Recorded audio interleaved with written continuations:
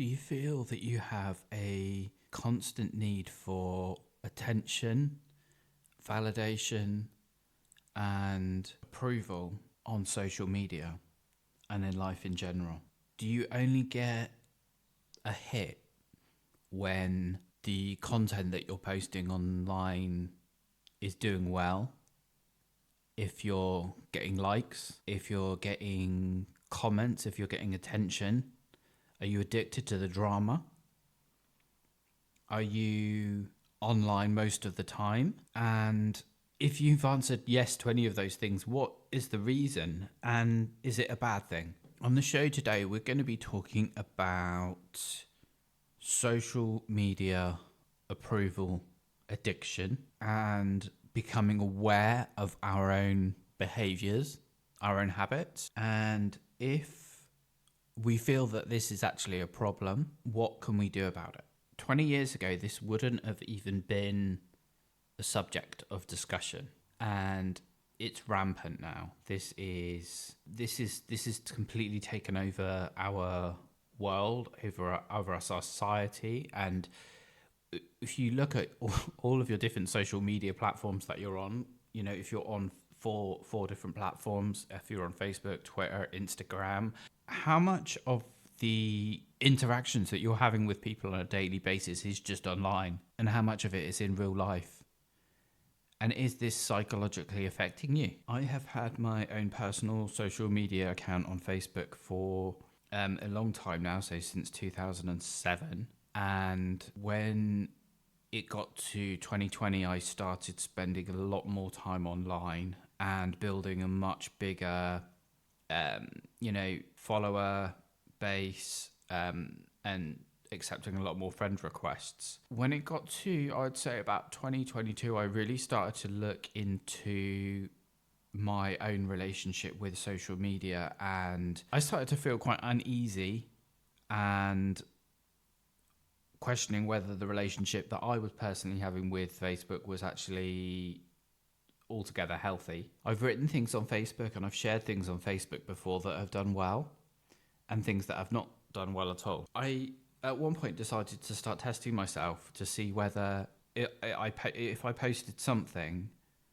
that didn't do well, whether it would actually affect my happiness, my mental health, whether it would affect my day. And I recently posted something which I found on a Reddit thread. I posted it because it related to me, and I posted it with the question social media approval addiction.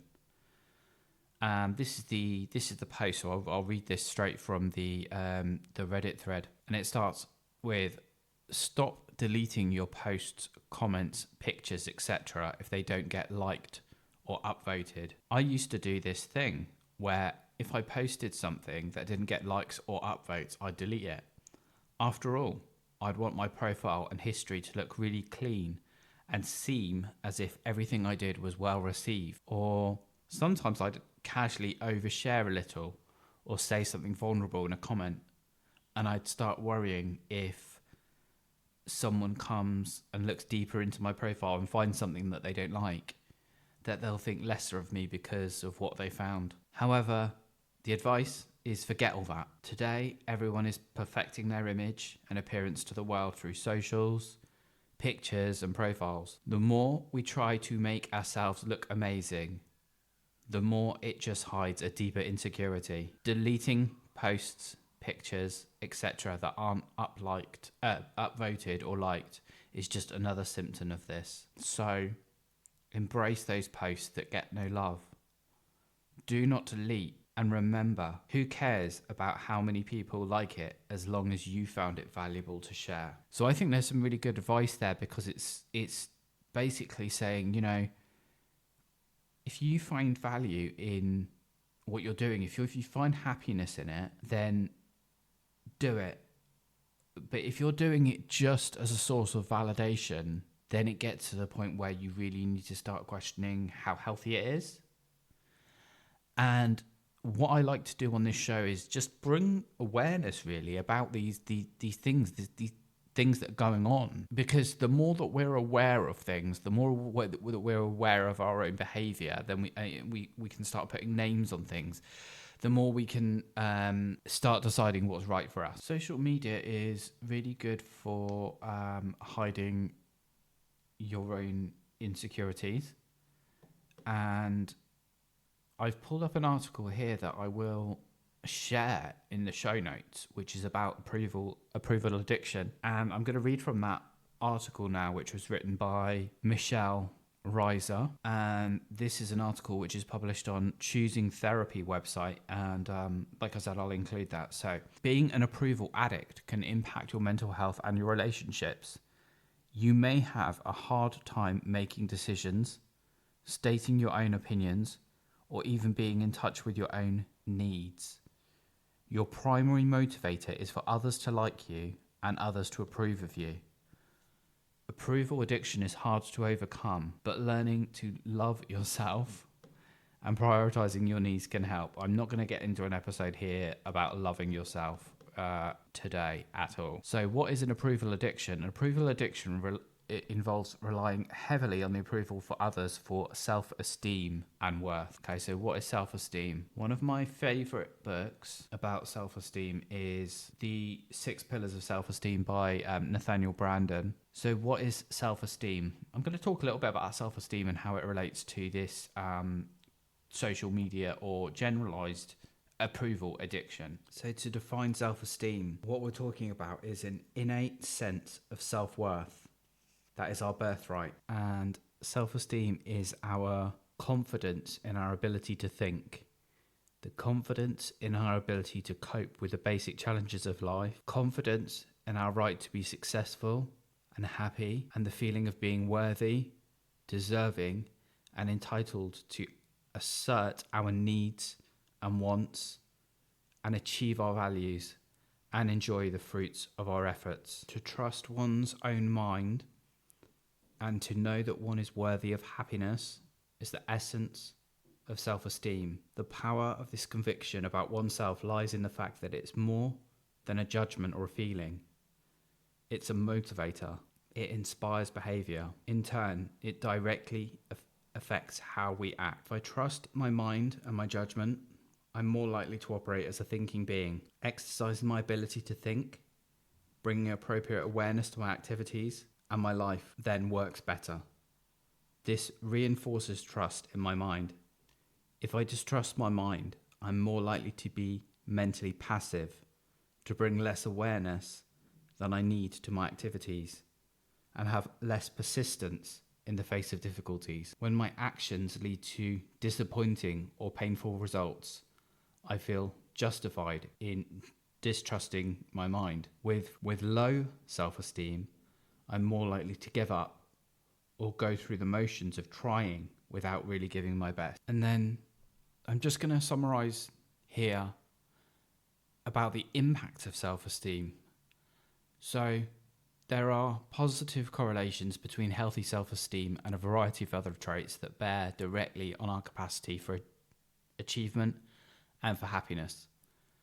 Healthy self-esteem correlates with rationality, realism, intuitiveness, creativity, independence, flexibility, the ability to manage change, the willingness to admit and correct mistakes, and cooperativeness. Poor self-esteem, however, correlates with irrationality, blindness to reality, rigidity, fear of the new and unfamiliar, defensiveness, over-compliance, or inappropriate rebelliousness. I really love this book, and I'm just going to read out a few more little bits here on self-esteem. So we tend to, these are a few quotes from the book. These are quotes that stand out. So I would recommend that everybody, went and read this book. We tend to feel most comfortable and most at home with persons whose self-esteem level resembles our own.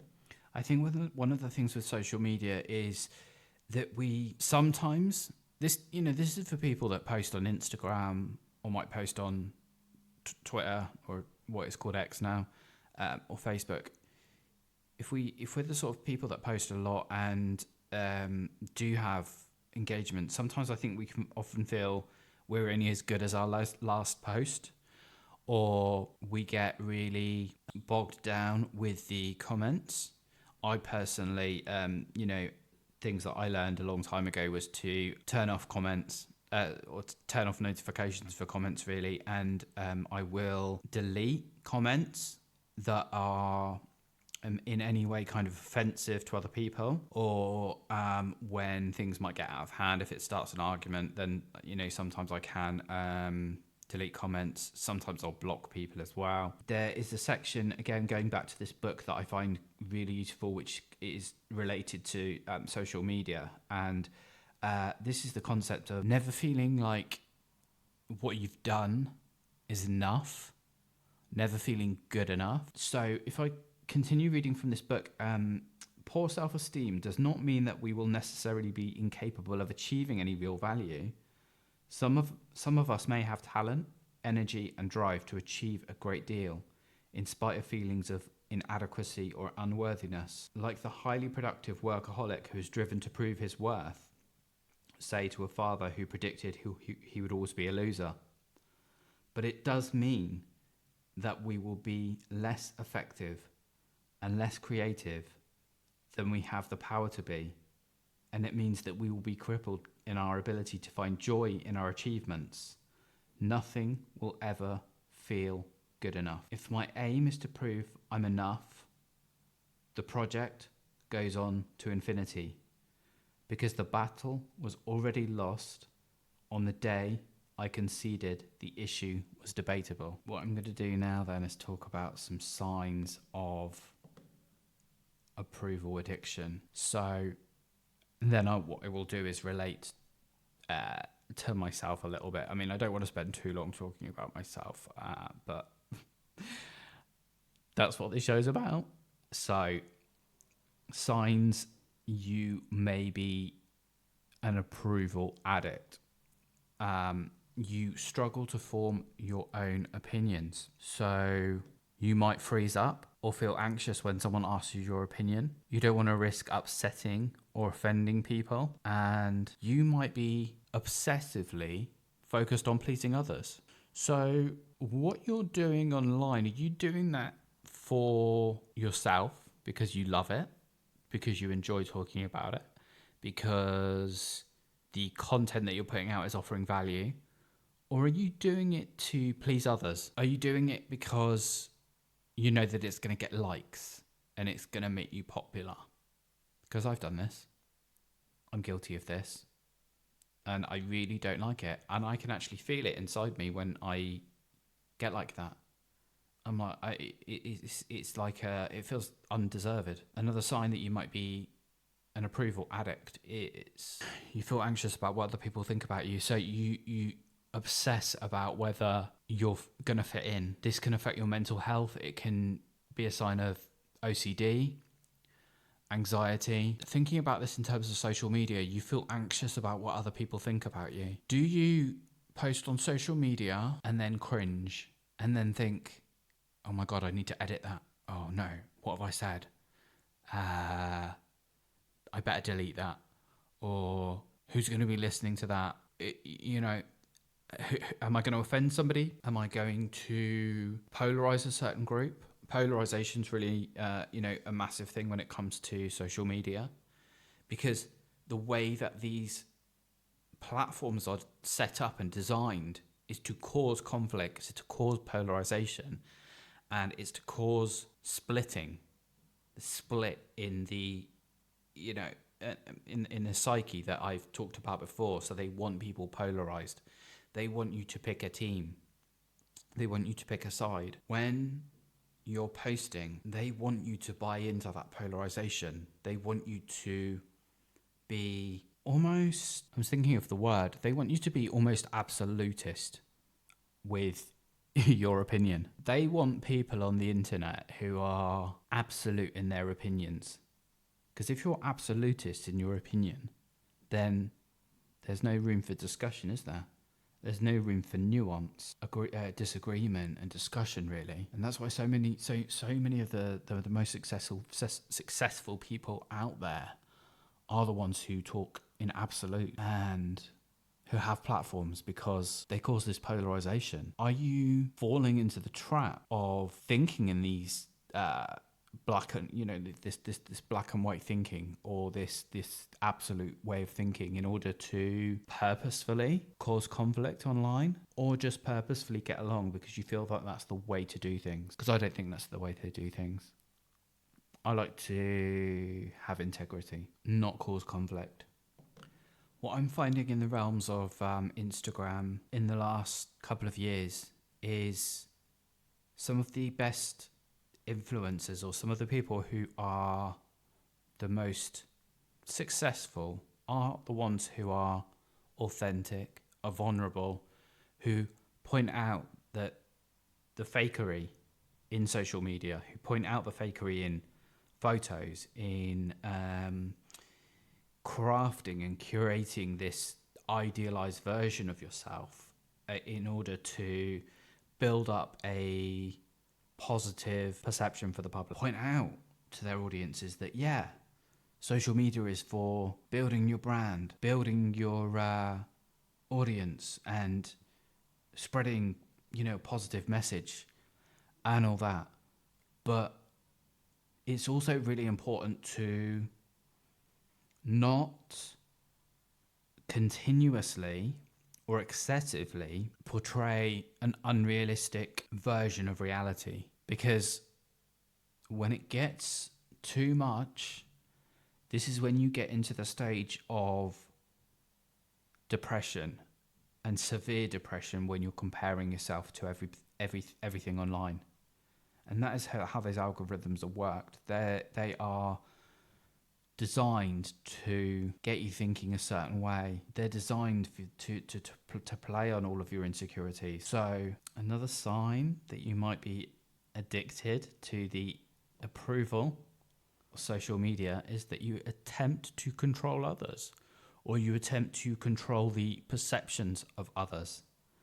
Now, this can be obviously, in an influential way. So, depending on the message that you're actually putting out there, you could be looking to guide people's beliefs and steer their opinion in a certain way. But attempting to control others is actually linked and is a sign of codependency, which is also closely linked to approval addiction. Moving on, you try to present yourself in the best possible light. So we've already talked about that. You're terrified of rejection. Are you terrified of rejection? Because I've been there. And you get to the stage where it becomes a real living nightmare, and it just becomes unbearable. And you get to the stage where you're like, this is what I've got to the stage where this is one of the scariest things in the world. And you don't care anymore. You have to just stop it. You just have to stop it. You have to get to the point where you have to stop caring about what everybody thinks. For me, it's been through reading some of these books, like the book that I said, The Pillars of Self-Esteem. It's listening to podcasts about self-esteem and understanding the psychology behind why we do the things that we do. On my Instagram, which, as I said, is Ascending the Abyss, Instagram.com Ascending the Abyss, I have got a book club section where I'd recommend heading to if you are interested in reading some of the things that I've been talking about. If you are an approval addict, there's a good chance that this could be causing problems in your relationships and harming your mental and emotional health. When you depend on the approval of others for your self-worth, this is a losing proposition. There are always going to be times that people disagree. You are always going to be judged. I'm going to be judged right now on how effective this podcast has been. And this is a perfect time for me to say I would absolutely love it if anybody listening to this, thank you so much for listening. If you are listening, could you please follow the podcast on whatever platform you're following on, press that follow button, And also, I'd love it if you could give me a 5-star review. Follow me, and also follow me on Instagram. Okay, so we're going to go through some of the tips here that I'm finding online. So, psychology behind our craving for social media likes is rooted in basic human desire. We are inherently social beings, and we are programmed to seek approval and affirmation from our peers. So, in the realms of Facebook, Instagram, this translates into a constant need for likes, shares, and positive comment. But what is really harmful about seeking validation from social media? It can cause feelings of loneliness and isolation. It can trigger depression, anxiety, and it can also promote unhealthy self-absorption and disconnection from one's own real life interactions. And I'm completely guilty of this. I'm completely guilty of living on social media. How is social media a source of validation? Well, social media validation is essentially a digital mirror that we hold up to ourselves, comparing our online presence with others. We all have a basic human need to belong, to feel good about ourselves, and form our identity. And social media often becomes the stage filling those needs, and users seek validation to enhance their self-esteem, establish social status, and reinforce a sense of belonging. However, they must navigate the tension between seeking validation and maintaining authenticity, recognizing the limitations of social validation metrics. So what that really means is, what does it really mean to be approved of online? What does it actually mean? What is it actually doing for you? For me, I get to the stage where I think, you know, who am I doing this for? Am I doing it for the approval of my family? Am I doing it for the approval of my friends? Or am I doing it for the opposite of that? Am I doing it for attention?